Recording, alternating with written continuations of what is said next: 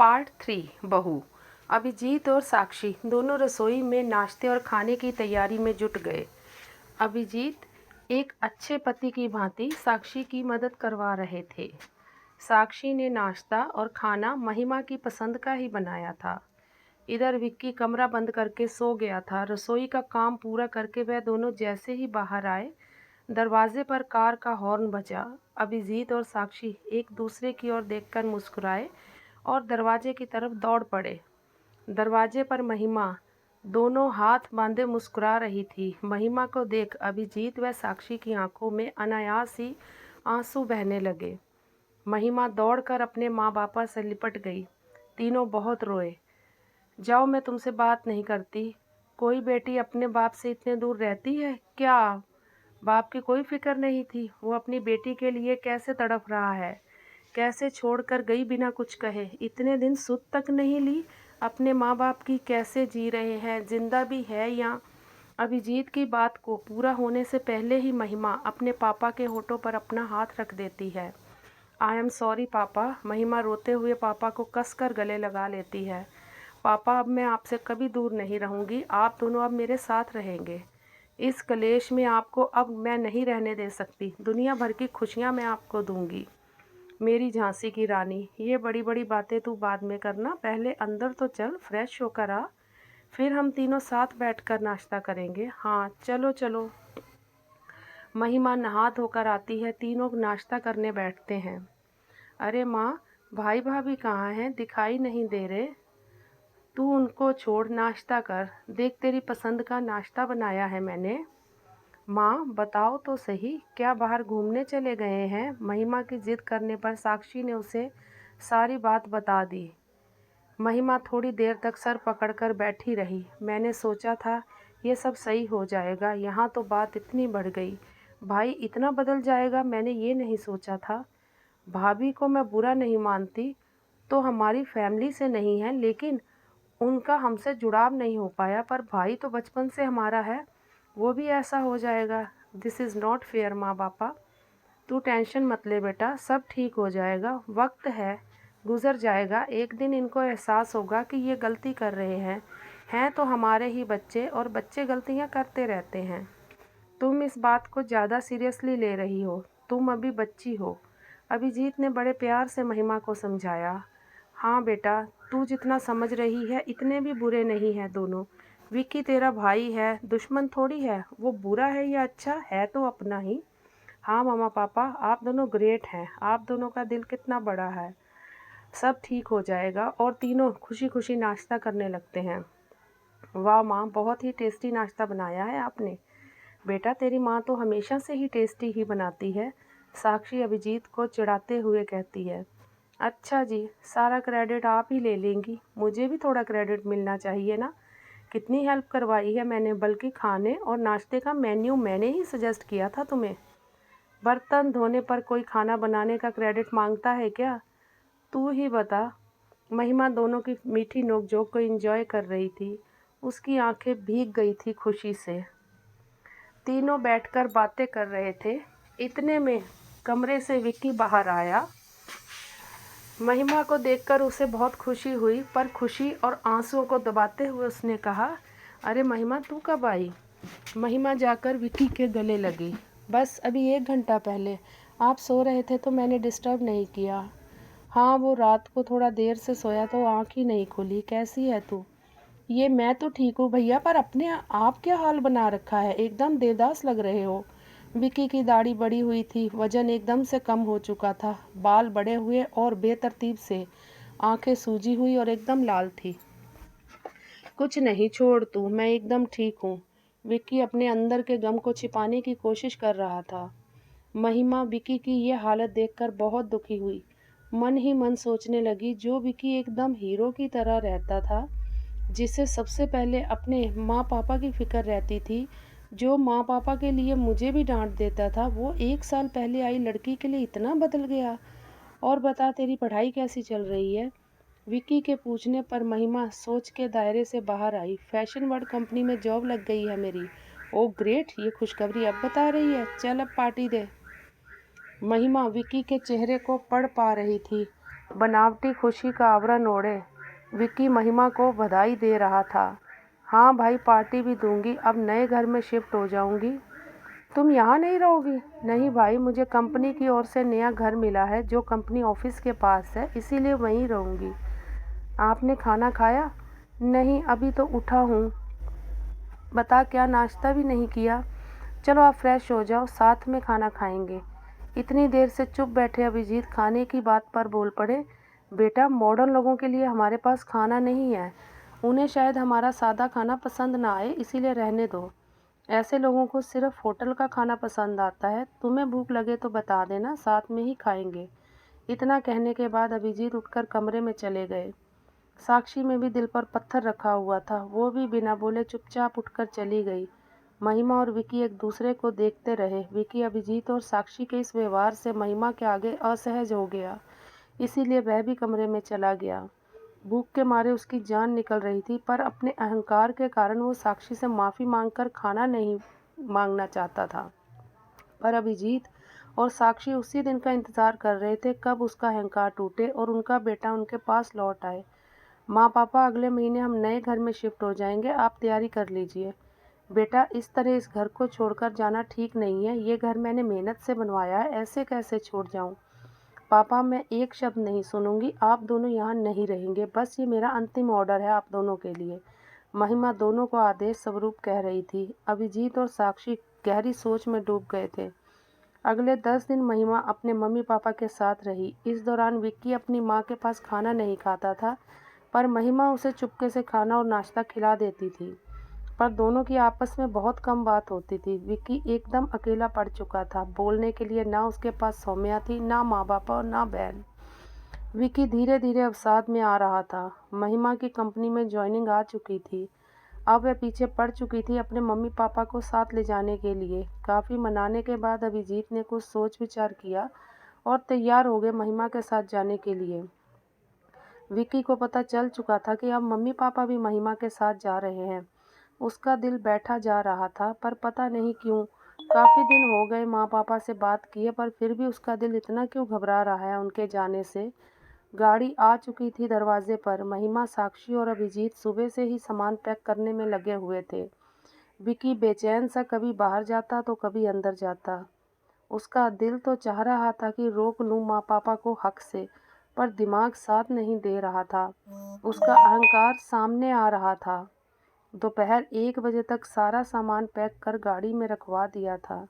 सामान पैक करने में तीनों बहुत थक चुके थे, इसीलिए साक्षी ने चाय बना दी। तीनों बैठकर चाय पीने लगे।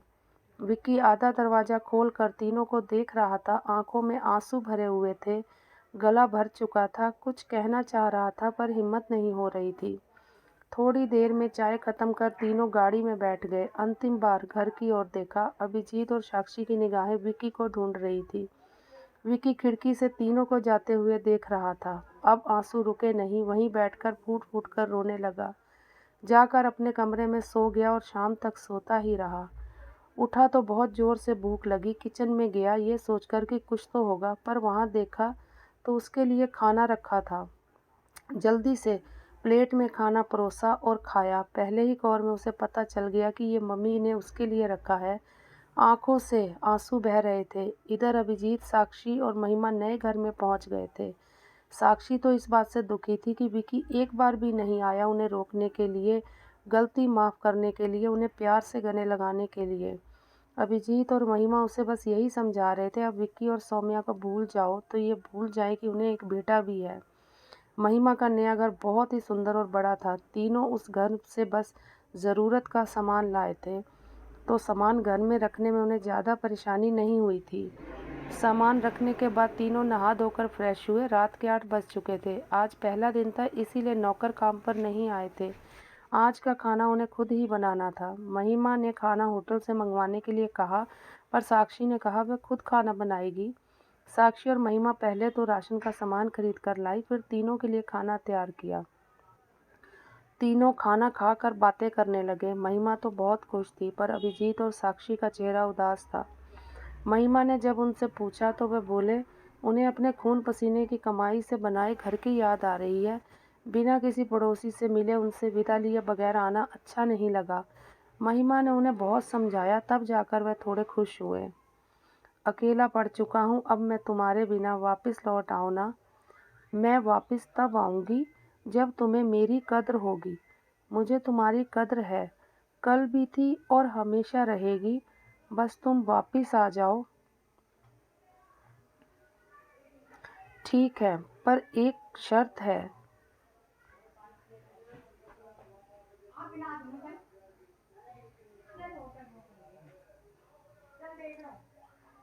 कौन सी शर्त? मैं उन बुड्ढे बुढ़िया के साथ नहीं रहूँगी। अपने माँ बाप के लिए ऐसे शब्द सुनकर विक्की को बहुत गुस्सा आया, पर वह जहर के घूंट को पी गया। ठीक है, तुम आओ तो सही। कल आ रही हूँ, ओके बाय। फ़ोन कट चुका था। विक्की को कम से कम इस बात की खुशी थी कि उसका कोई उसके पास तो आ रहा है। अगले दिन सुबह के 10 बजे सौम्या आ चुकी थी। विक्की ऑफिस ही जा रहा था कि सौम्या को देखकर रुक गया। सौम्या के गाड़ी से उतरते ही वह उसके गले लगकर फूट फूट कर रोने लगा। इतनी ही याद आ रही थी तो लेने क्यों नहीं आए? मुझे लगा था कि तुम नहीं आओगी। अरे आती कैसे नहीं? मैं इंतज़ार कर रही थी कि तुम कब मुझसे माफ़ी मांगकर मुझे लेने आओगे। महिमा एकदम से घमंड में चूर होकर बेपरवाही से बोल रही थी। गाड़ी में सौम्या का भाई भी था। दोनों ठाके मारकर हंस रहे थे। विक्की गाड़ी से सामान उतार कर अंदर ले आओ, भाई को लेट हो रहा है, उसे क्लासेस के लिए देरी हो रही है। विक्की भौचक्का सा सौम्या को देख रहा था और बिना कुछ बोले सौम्या के आदेश का पालन करने लगा। सामान अंदर रखकर सौम्या से बात करना चाहा तो सौम्या ने बिना विक्की की ओर ध्यान दिए कहा, प्लीज़ गिव मी स्पेस, अभी तो आई हूँ, किचकिच मत करो, अभी ऑफिस जाओ, शाम को बात करेंगे। विक्की ठगा सा सौम्या को देखता रहा। सौम्या आईने में खुद को संवारने लगी थी। विक्की बिना बोले ऑफिस के लिए निकल गया। वह समझ नहीं पा रहा था कि सौम्या ये सब क्यों कर रही है। इतना प्यार करने के बाद अपने माँ बाप बहन से दूर हो गया। सिर्फ 1 साल के रिश्ते की खातिर जन्म देने वाले माँ बाप को धुतकार दिया, फिर भी ये ऐसा व्यवहार कर रही है, ना जाने क्यों। विक्की शाम को जब ऑफिस से घर आया तो दरवाज़ा खुला हुआ था। विक्की को बहुत ही आश्चर्य हुआ। वह चुपचाप घर में दाखिल हो गया। अंदर कमरे से जोरदार ठहाकों की आवाज़ें आ रही थी। कमरे में जाकर देखा तो विक्की के 6-7 साले और सालियाँ बैठे थे। विक्की के अंदर दाखिल होते ही सब चुप होकर विक्की की तरफ देखने लगे। विक्की को थोड़ा अजीब लगा। अरे तुम सब चुप क्यों हो गए? तुम्हारे जीजू हैं, कोई भूत थोड़ी हैं। सौम्या जोर से हंसते हुए बोली। बाकी सब भी हंसने लगे। वो क्या है, आज मल्लिका, जो कि सौम्या के चाचा की बेटी है, उसका बर्थडे था, तो मैंने सोचा कि घर पर अकेली बोर हो रही हूँ तो यहीं बुला लूँ सबको। सुबह ही आ गए थे, अब शाम को घूमने जाएंगे, तुम साथ चलोगे? सौम्या विक्की से उसकी पसंद पूछ रही थी, उसे हक से साथ ले जाने के लिए नहीं कह रही थी। विक्की ने सौम्या के औपचारिक प्रश्न का उत्तर ना में दिया। तुम चले जाओ, मुझे कुछ काम है, नहीं जा पाऊंगा। कमरे से बाहर आते ही विक्की ने नज़र घुमाकर सबकी प्लेटों की ओर देखा, जिसमें केक, पिज़्ज़ा, वेफर और तरह तरह के नाश्तों का आनंद लिया गया था। किसी ने एक बार भी खाने के लिए नहीं पूछा। विक्की दूसरे कमरे में जाकर बैठ गया। किचन में देखा तो कुछ नहीं था। गुस्सा 7वें आसमान पर आ रहा था उसे। उसने सौम्या को आवाज़ लगाई, सौम्या, कुछ खाने के लिए बनाया है या नहीं? तुम तो देख ही रहे हो, भाई बहन आए हैं मेरे, क्या उनको छोड़कर यहाँ रसोई में खपती रहूं? मैंने ऑनलाइन मंगवाया है, देखती हूँ कुछ बचा होगा तो लाती हूँ।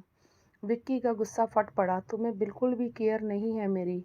पति ऑफिस से घर आया है, सुबह से भूखा है, कुछ खाने के लिए बना दो। लेकिन खैर, तुम्हें फुर्सत कहाँ है मेरे लिए? चिल्लाओ मत, तुम्हें बिल्कुल होश नहीं है। मेरे भाई बहन बैठे हैं और तुम्हें लिहाज नहीं है। सौम्या तमतमाई हुई वापस अपने कमरे में चली गई। विक्की कुछ कहता, लेकिन गुस्सा अंदर ही दबाकर कमरे में आकर बैठ गया। कुछ देर सोचकर बाहर चला गया। विक्की को बाहर का खाना पसंद नहीं था, पर कुछ दिनों से यह ठीक से खा भी नहीं रहा था, तो सोचा होटल में ही खा लूं। होटल की ओर जाते हुए वह सोच रहा था, माँ उसे कभी बाहर का खाना नहीं खाने देती थी, इसीलिए बचपन से ही उसे बाहर का खाना पसंद नहीं है। अगर गलती से खा भी लेता था तो वह बीमार हो जाता था। माँ उसके खाने पीने का कितना ख्याल रखती थी। एक दिन ऐसा याद नहीं आता जब वह भूखा रहा हो। आज ना माँ पास है, ना कोई खिलौने वाला। कितना गलत कर दिया उसने सौम्या के पीछे। काश माँ पापा का साथ दिया होता। आज ये दिन देखना नहीं पड़ता मुझे। विक्की ने खाना खाया पर उसका पेट नहीं भरा। घर की ओर निकल आया, पर आधे रास्ते में ही विक्की को चक्कर आ गए, वहीं बेहोश होकर गिर पड़ा। विक्की को बेहोशी की हालत में पड़ोसी गोयल अंकल ने देख लिया। उन्होंने तुरंत विक्की को अस्पताल पहुंचाया। तुरंत उन्होंने अभिजीत को फ़ोन किया और साक्षी और अभिजीत घबराकर अस्पताल पहुंच गए। यहाँ सौम्या ना थी। साक्षी ने सौम्या को भी फ़ोन कर दिया। सौम्या किसी 5 स्टार होटल में पार्टी कर रही थी। 1 घंटे बाद वह अस्पताल पहुंची। तुम्हें जरा भी होश नहीं है? विक्की रास्ते में बेहोश पड़ा था। तुम कहाँ थी?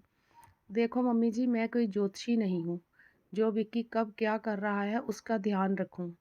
तुम मेरे बेटे की ज़िंदगी बर्बाद कर रही हो। उसे समय पर खाना तक नहीं देती। डॉक्टर ने बोला है खाना ना खाने की वजह से उसमें कमज़ोरी आई है। इतनी बेरहम क्यों हो तुम? आप अपने काम से काम रखें तो बेहतर होगा। आप हमें छोड़कर जा चुकी हैं तो हमारी ज़िंदगी में दखल देना बंद करें। मैं क्या करती हूँ क्या नहीं, इससे आपका कोई मतलब नहीं होना चाहिए। आपको सफाई देने का मेरा कोई मूड नहीं है। इतना ही दर्द है अपने बेटे के खाने का तो ऐसा कीजिए, सुबह शाम टिफ़िन भेज दिया करें अपने बेटे को। सौम्या अकड़ कर बोल रही थी। साक्षी, क्यों मुंह लगाती हो इस नीच औरत को? अभिजीत गुस्से में तिलमिला कर बोले। हाँ जाइए पापा जी, मम्मी जी को भी ले जाइए यहाँ से। मैं अकेली काफ़ी हूँ विक्की के लिए। साक्षी और अभिजीत वहाँ से चले गए। 2 दिन बाद विक्की को अस्पताल से छुट्टी मिली। उस दिन गोयल अंकल भी विक्की से मिलने अस्पताल आए। उन्होंने साक्षी और सौम्या के बीच हुई सारी बात विक्की को बता दी, जो गोयल अंकल को अभिजीत से पता चली थी। विक्की को बहुत दुख हुआ ये सुनकर, पर अब वह इस नर्क में वापस नहीं जाना चाहता था। अस्पताल से छुट्टी मिलते ही वह अपने माँ पापा के पास चला गया। सौम्या जब अस्पताल पहुंची वहां विक्की नहीं मिला।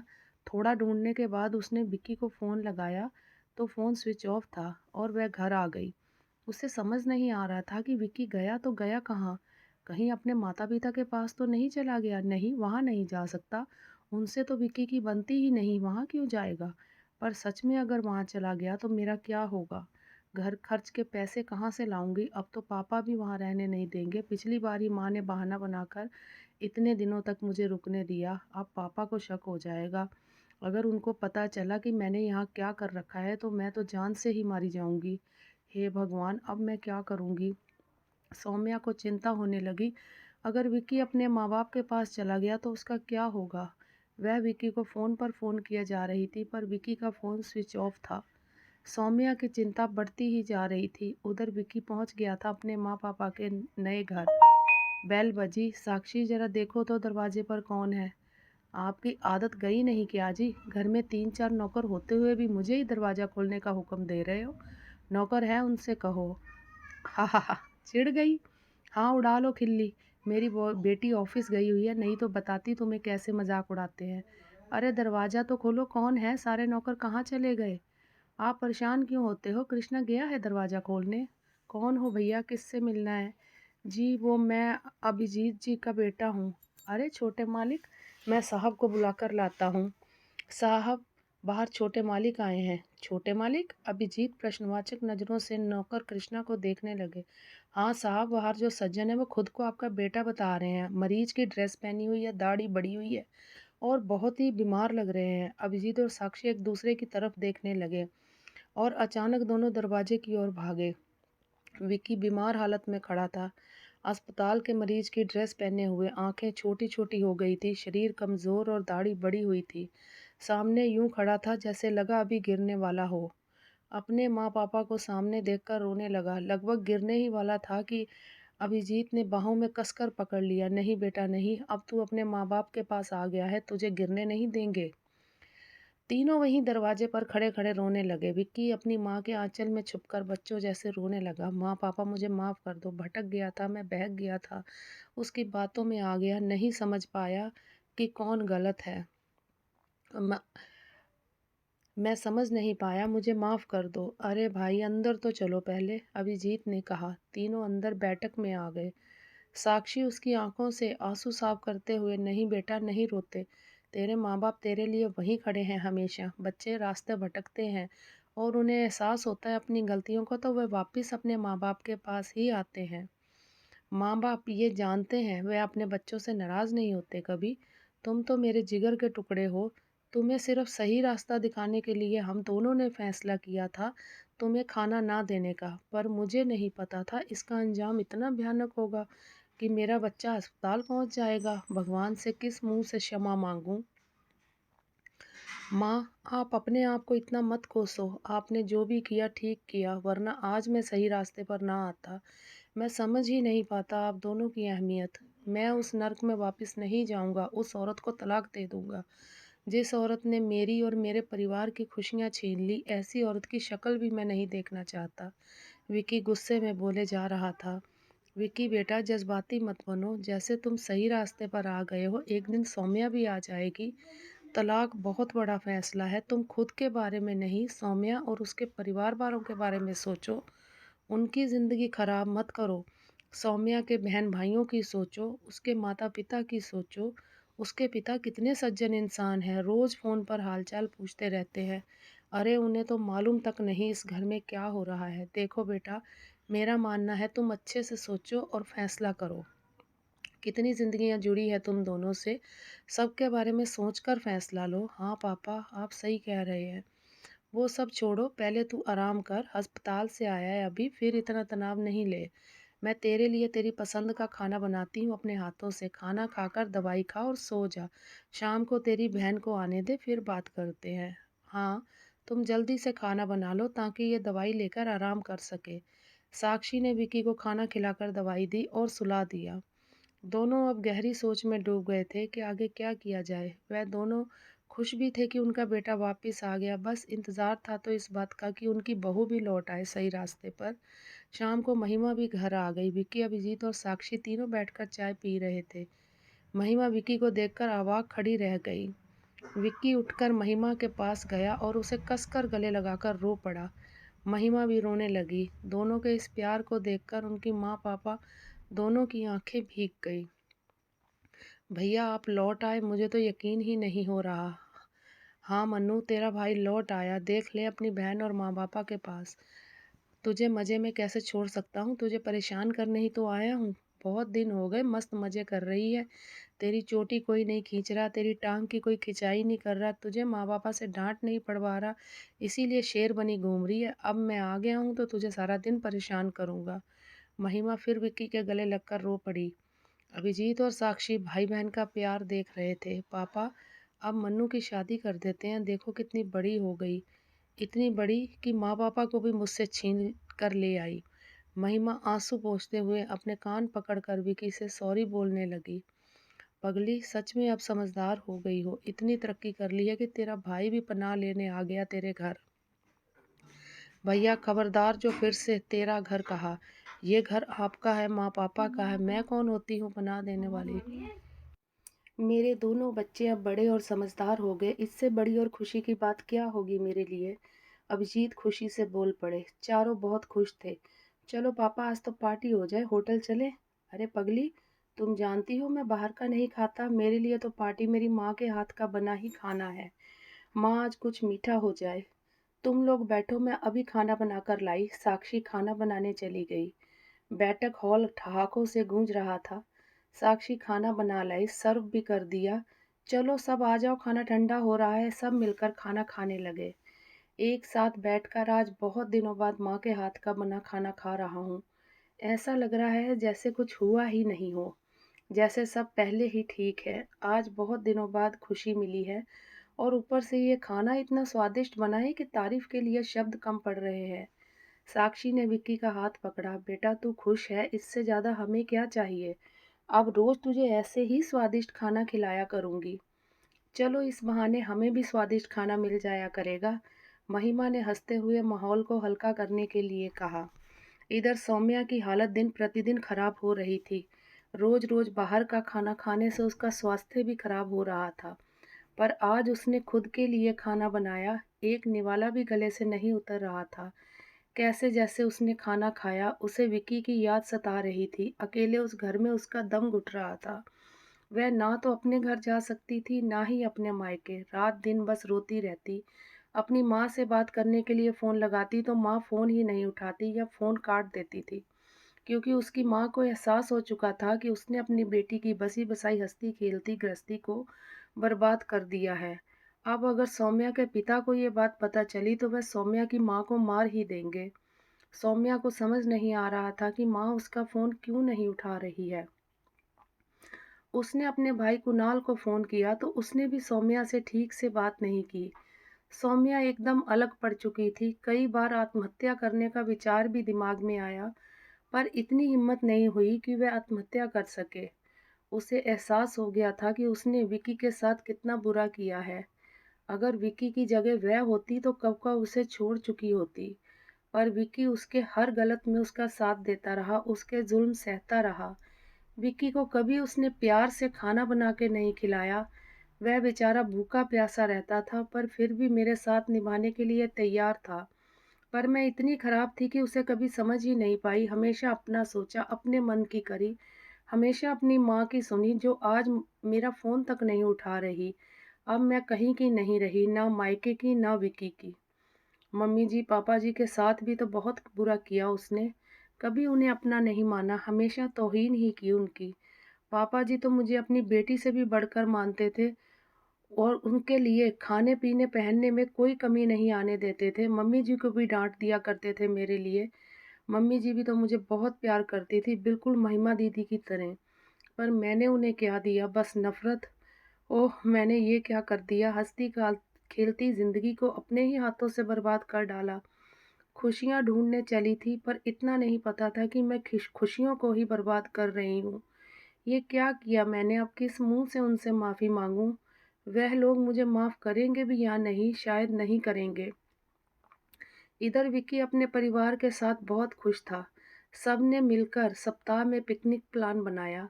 विक्की चाहता था कि उसे थोड़ा आराम मिल जाए, दिमाग को भी शांति मिले। इसीलिए उन्होंने शिमला जाने का प्लान बना लिया। 10 दिन की छुट्टियां लेकर चारों शिमला की ओर निकल गए।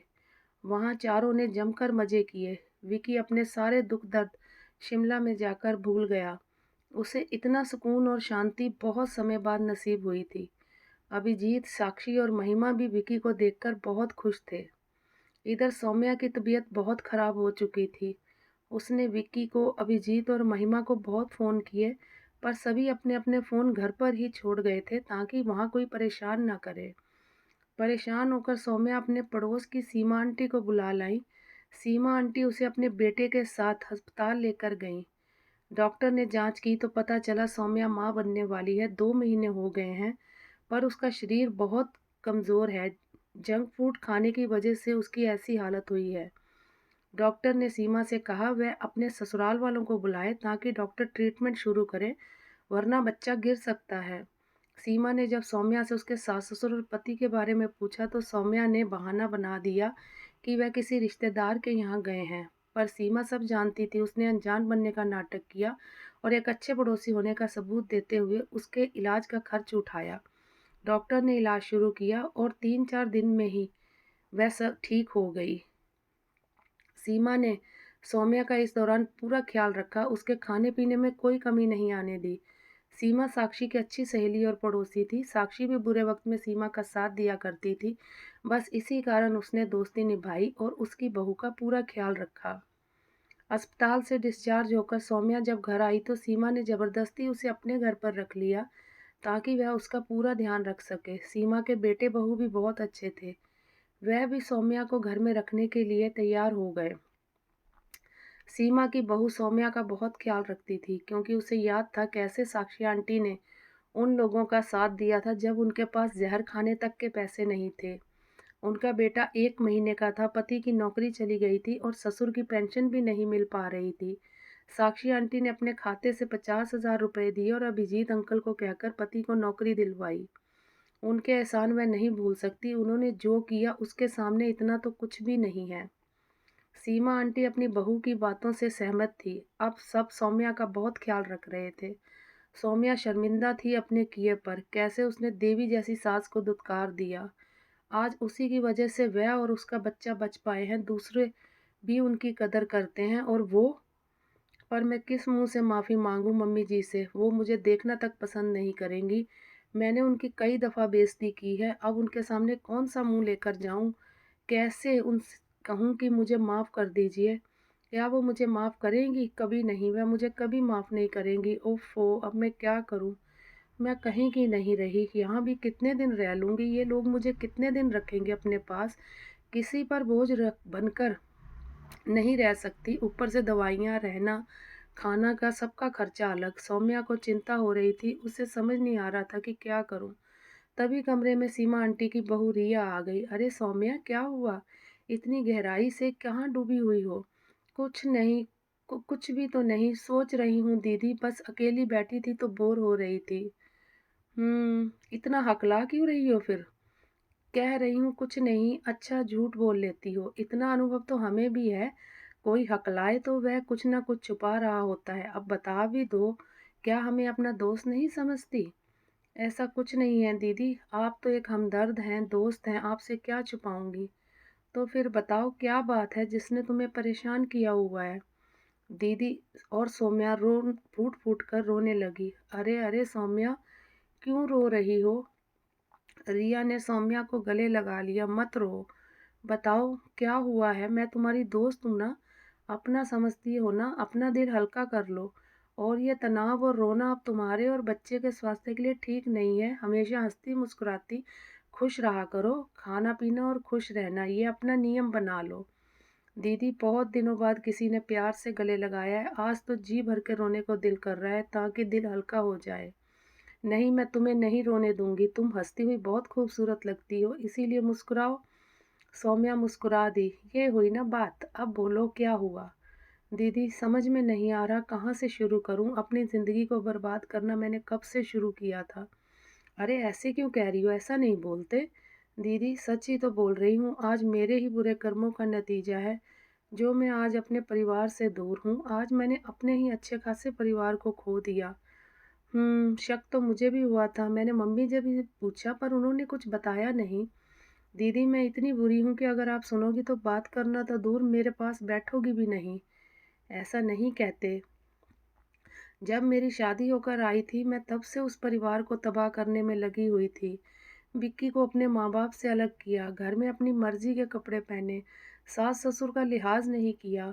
वो कुछ कहते तो उनसे झगड़ा किया करती। वो दोनों मुझे बहुत प्यार करते पर मैं उनसे नफ़रत करती, बिना वजह की नफ़रत। उनसे कभी प्यार से पेश नहीं आई। उन्हें पैर की जूती समझा मैंने, हमेशा जो दिल में आया किया। किसी से पूछना भी उचित नहीं समझा। जहाँ घूमना वहाँ घूमना, होटल जाना, शॉर्ट ड्रेसेस पहनना, सासू माँ के टोकने पर उन्हें नीचा दिखाना। विकी को भी गुलाम बना लिया था मैंने।